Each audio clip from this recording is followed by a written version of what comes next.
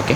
அனைவரையும் இயற்கையோடு வணங்கி வரவேற்கும் இந்த நல்ல நேரத்தில் வயலும் வரப்பும் வயல்வெளியில் நமது வாழ்வியலை தொடங்கிய தமிழினத்தின் அடையாளமாக இருக்கும் நாமெல்லாம் உணர்வு மிக்க இந்த உடலுக்கான உணவு தேவையினை நல்ல உணவாக, நஞ்சில்லாத உணவாக கட்டமைத்த பெருமை அகில உலகத்திலும் தமிழினையே சாரும். அப்பேற்பட்ட தமிழினத்தின் பெருமைகளை உள்ளடக்கிய வெள்ளாமை விளைச்சல்கள், வயல்வெளி உற்பத்தி ஆகிய அனைத்தும் ஒரு சேர நகரமயமாக்கப்பட்ட வாழ்வில் உள்ள மக்களுக்கும் சேர வேண்டும்.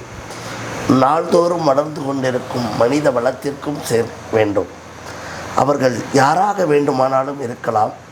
ஆனால் அவர்கள் உண்ணக்கூடிய உணவானது இந்த உணர்வுக்கு உட்பட்டது, உடலுக்கு உட்பட்டது.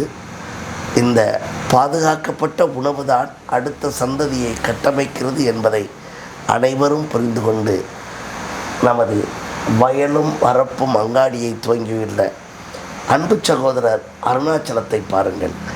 அருணாச்சலத்தின் அந்த எளிய நடை, எளிய தோற்றம், ஆனால் உயர்ந்த எண்ணங்கள், எளிய தோற்றம் உயர்ந்த உழைப்பு, எளிய தோற்றம் விடாமுயற்சி, எளிய தோற்றம் வறுமையிலும் நேர்மை, இப்படி அடுக்கிக் கொண்டே போகக்கூடிய அற்புத பேரானந்தத்தில் தமிழினச் சொந்தங்களுக்கும் உலக பாரம்பரியத்தில் உள்ள மக்களுக்கும் உன்னதமாக உழைக்க வேண்டும். உழவர்களிடமிருந்து பெறக்கூடிய நஞ்சில்லாத உணவுகளை, அந்த உணவு பதார்த்தங்களை, அதற்கான தானியங்களை, அதற்கான எண்ணெய் வித்துக்களை இவையெல்லாம் ஒருங்கே இணைத்து ஒரு சேர ஒரு குழுமமாக்கி மகளிரையும் அதில் உழைப்பாளிகளாக, தனது மனைவியையே அதற்கு சிறந்த உதாரணமாக, பிள்ளைகளையே சிறந்த உழைப்பாளர்களாக மாற்றி இன்று சிவகங்கை சீமையில் காரைக்குடியில் சிறந்த விற்பனை தளத்தை கட்டமைத்துள்ளார். அதுதான் இந்த வயலும் வரப்பும் அங்காடியின் சிறப்பு. தமிழகம் எங்கும் உள்ள அனைத்து உழவர்களையும் இயற்கை வழியில் விளையக்கூடிய அந்த தானியங்களை எல்லாம் வரவழைத்து அதை மதிப்பு கூட்டி அவர் மக்களுக்கு கொண்டு போய் சேர்க்கிறார் என்றால் அவருடைய உழைப்பு இந்த தமிழ் பாரம்பரியத்தின் சிவத்தொண்டு ஆகும். மாபெரும் ஆற்றலாகிய உலகத்தின் சிவனின் ஆற்றல்தான், சிவலோகத்தின் மதிப்புதான் இந்த தானிய விளைச்சல்களின் மதிப்பு கூட்டலுடைய மாண்புமிக்க வாழ்வியலின் மகத்துவமாகும். அப்பேற்பட்ட இந்த மாண்புமிக்க உடலை போற்றி பாதுகாக்கக்கூடிய உணவு தான் பிரதானம். உணவை உற்பத்தி செய்யக்கூடிய விவசாயிகள் தான் கடவுள்.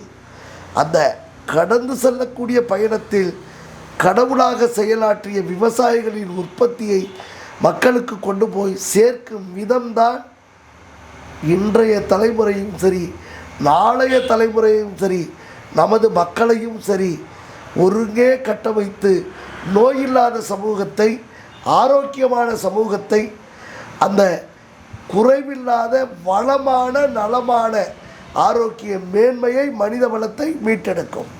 அப்போ இந்த மனித வளம் சிறந்தால்தான் மற்ற அனைத்து வளங்களையும் கட்டி காக்க முடியும். அனைத்து உயிரினங்களும் அதன் நிலையில் கடமையாற்றும்.